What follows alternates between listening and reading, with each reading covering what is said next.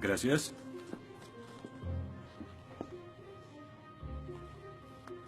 Disculpe, señor... Wheaton. Josh Wheaton. Señor Wheaton, ¿le pasa algo? No puedo hacer esto. No puedo hacer lo que pide, soy cristiano. No, no se preocupe, aún puede regresar a su dormitorio, arrodillarse y orar al lado de su cama si quiere. Lo que haga con su vida es su problema, pero lo que haga aquí en la clase es el mío. Yo no puedo. Muy bien, señor Wheaton. Déjeme explicarle la alternativa. Si no puede admitir que Dios está muerto para el propósito de esta clase, entonces tendrá que defender la antítesis de que Dios no está muerto y será enfrente de la clase, en el atril. Y si falla, que de hecho lo hará, perderá esta sección que equivale al 30% de la nota final de este curso. ¿Lo acepta? ¿Quién decide si gano o pierdo la discusión? Pues yo lo haré. Es mi clase. Yo dirijo. La evaluación es mi privilegio. Con todo respeto, pero no creo que sea objetivo. ¿Y qué es lo que propone? Bien... ¿y qué tal ellos? Bien, es interesante, pero ¿por qué darles el poder a ellos? Ya los convenció. Lo que debo hacer es desconvencerlos, para que admitan su error.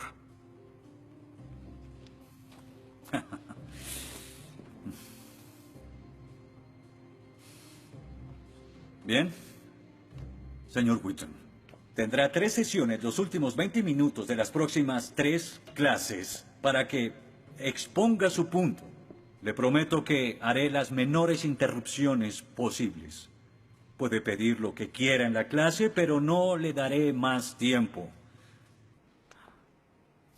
Los ateos dicen que nadie puede probar la existencia de Dios. Y tienen razón. Pero yo digo que nadie puede refutar que Dios existe.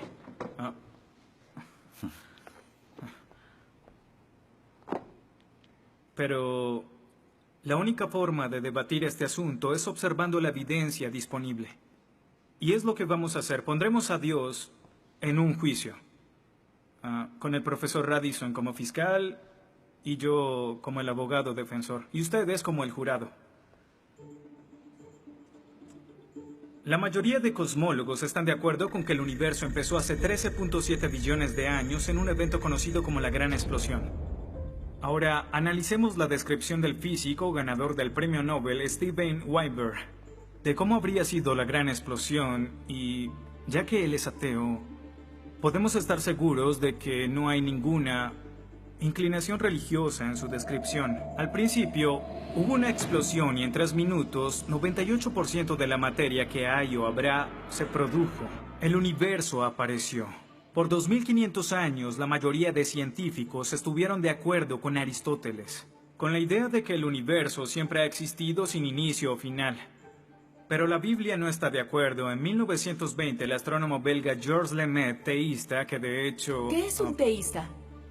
Un teísta es alguien que cree en la existencia de Dios. Dijo que todo el universo saltó a la existencia en un billonésimo de segundo. De la nada, en un inimaginable destello de luz. Así es como esperaría que el universo respondiera si Dios hubiera dado la instrucción en Génesis 1:3 que exista la luz. En otras palabras, el origen del universo apareció como se esperaría después de leer Génesis y por 2500 años. La Biblia tiene razón y la ciencia está equivocada. Todo apunta a un Dios que lo creó, verán. En el mundo real no se ven cosas que se salgan de la nada, pero los ateos quieren hacer una excepción en esta regla. Específicamente en el universo y... Pero en su libro El espejismo de Dios, Richard Dawkins dice que si me dices que Dios creó el universo, entonces tengo el derecho a preguntar quién creó a Dios. La pregunta de Dawkins solo tiene sentido en términos de un Dios que ha sido creado. No tiene sentido en términos de un Dios no creado. que es la clase de Dios en el que creen, incluso dejando a Dios fuera de la ecuación, tengo el derecho de devolverle la pregunta al señor Dawkins y decir, si el universo te creó, ¿quién creó el universo? Ven, tanto teístas como ateos están agobiados por contestar la misma pregunta de cómo iniciaron las cosas.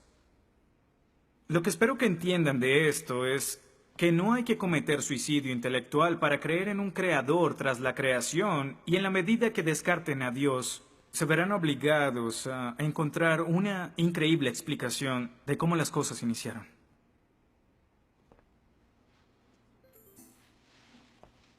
Me imagino que estás satisfecho con tu presentación.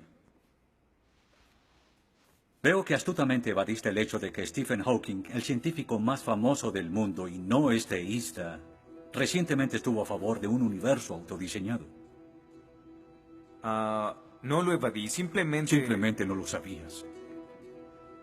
Bien, veamos lo que el profesor Hawking, profesor lucasiano de física de Cambridge, quien ahora ocupa la silla usada por Sir Isaac Newton, tiene que decir sobre el origen del universo. Y cito: ya que hay una ley como la gravedad, el universo puede y se creará de la nada. Creación espontánea es la razón. Hay algo en lugar de nada. Por eso es que el universo existe. Nosotros existimos. No es necesario invocar a Dios para tener al universo en movimiento. Final de la cita. Nunca ibas a mencionar su comentario, pero su opinión se mantiene. ¿Qué respondes?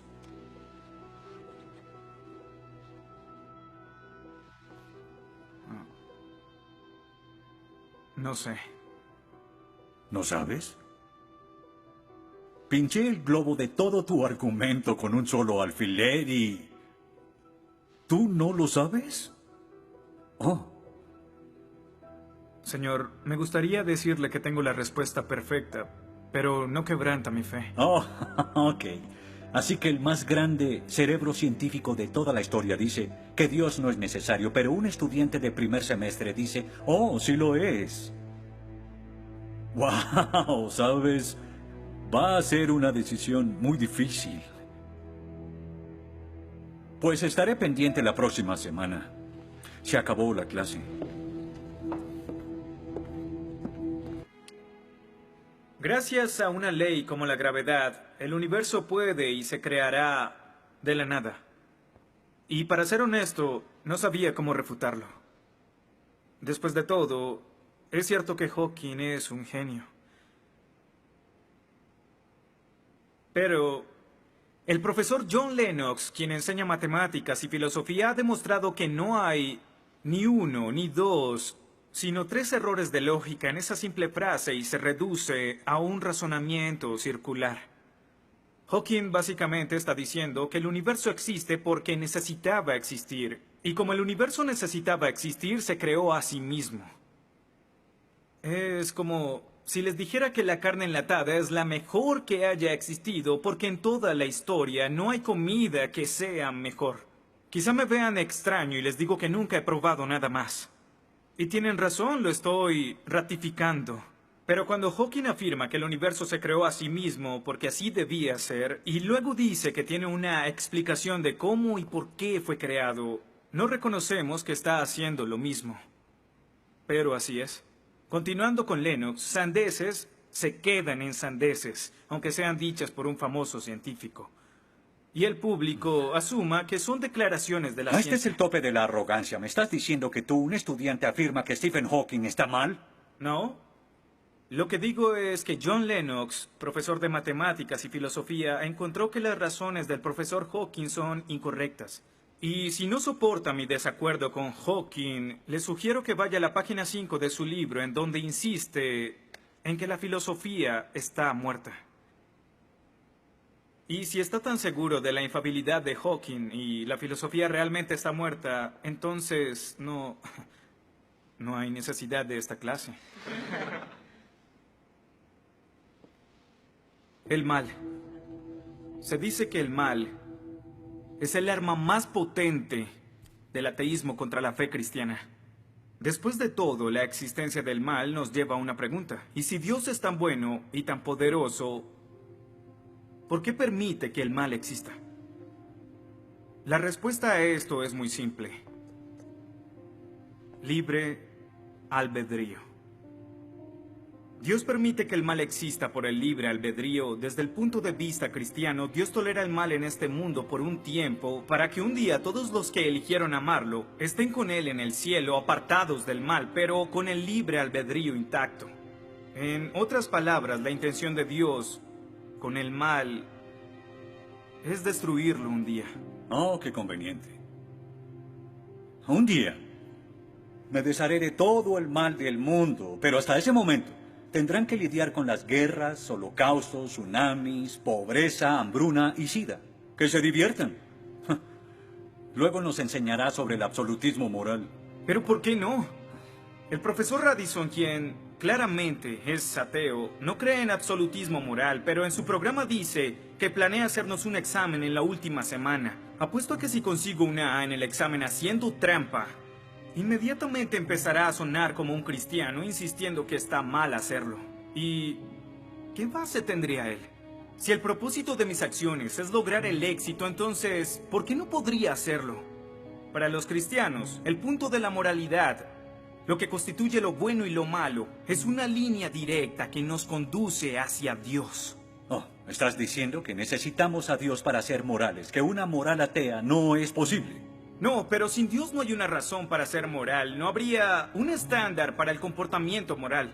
Para los cristianos, mentir, robar, hacer trampa en un examen para lograr una calificación que no merezco está prohibido. Pero si Dios no existiera, según Dostoyevsky, este es el punto. Ahora, si Dios no existe, entonces todo es permitido.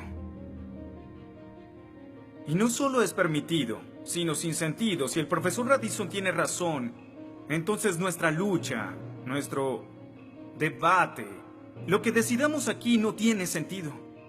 Nuestras vidas, nuestras muertes no serán diferentes a las de un pez dorado. Oh, qué ridiculez. Después de toda tu charla, ¿quieres decir que solo hay una opción? Creer o no creer. Así es. Eso es todo. De eso se trata todo. La diferencia entre su posición y la mía es que usted les quitó su elección. Les exigió que eligieran la casilla marcada con no creo. Sí, porque quiero liberarlos. Porque la religión es como un virus mental que los padres han heredado a sus hijos. Y el cristianismo es el peor de todos. Lentamente se mete en tu vida cuando estás débil, enfermo o indefenso. ¿La religión es una enfermedad? Sí. Sí, infecta todo. Es la enemiga de la razón. ¿Razón? Profesor, usted dejó la razón hace mucho tiempo. Lo que nos está enseñando aquí no es filosofía, ni siquiera es ateísmo. Lo que nos está enseñando aquí es antiteísmo. No es suficiente. Necesita que todos no creamos como usted. ¿Por qué no admites la verdad? ¿Quieres enredarlos en tu primitiva superstición? Lo que quiero es que tomen su propia decisión. Eso es lo que Dios no sabes quiere. cuánto voy a disfrutar reprobándote. Pero ¿a quién realmente quiere reprobar, profesor? ¿A mí? ¿O a Dios?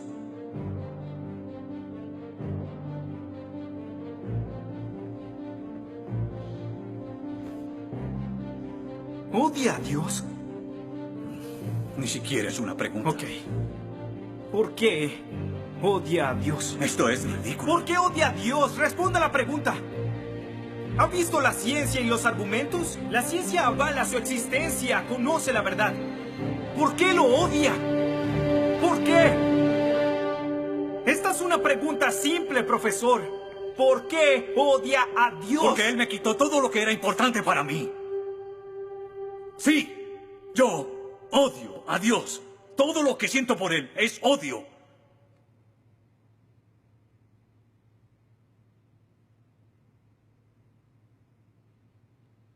¿Cómo puede odiar a Dios si no existe?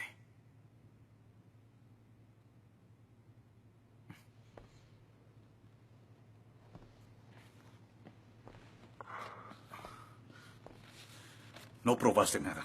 Quizá no.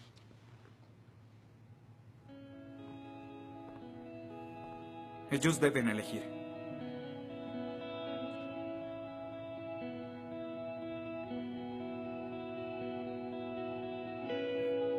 ¿Está Dios muerto?